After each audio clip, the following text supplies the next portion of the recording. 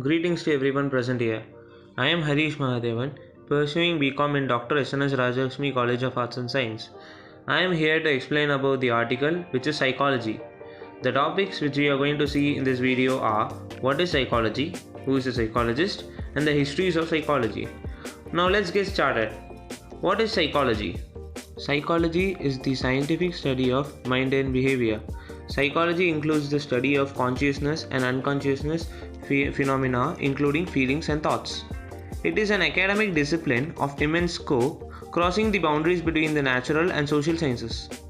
Psychologists seek an understanding of the emergent properties of brains, linking the discipline to neuroscience.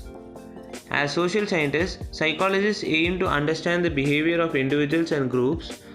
The first letter of Greek word psyche, from which the term psychology is derived, is commonly associated with the science.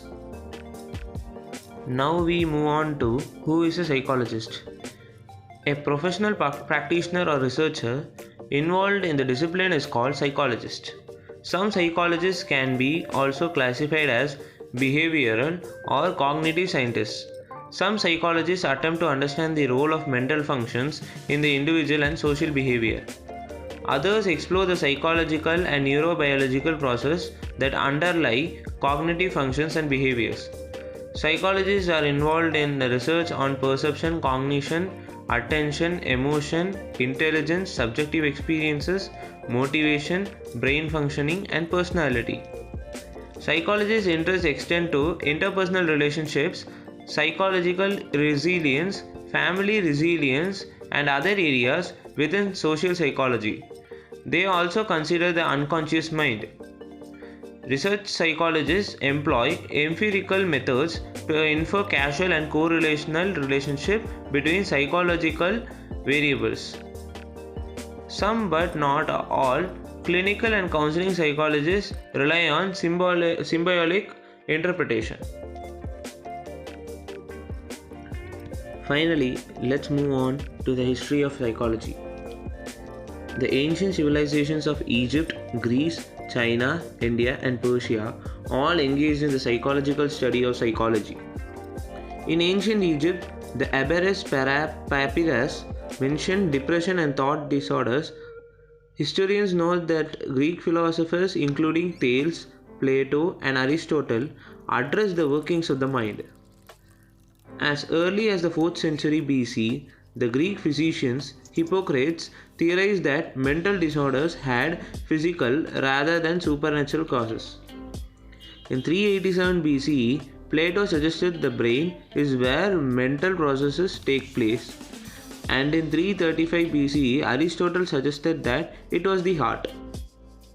In China, psychological understanding grew from the psychological works of Laozi and Confucius, and later from the doctrines of Buddhism. This body of knowledge involves insights drawn from introspection and observation, as well as techniques for focused thinking and acting. Influenced by Hinduism, Indian philosophy explored distinctions in types of awareness. A central idea of the Upanishads and other Vedic texts that form the foundations of Hinduism was the distinction between a person's transient mundane self and their eternal unchanging soul.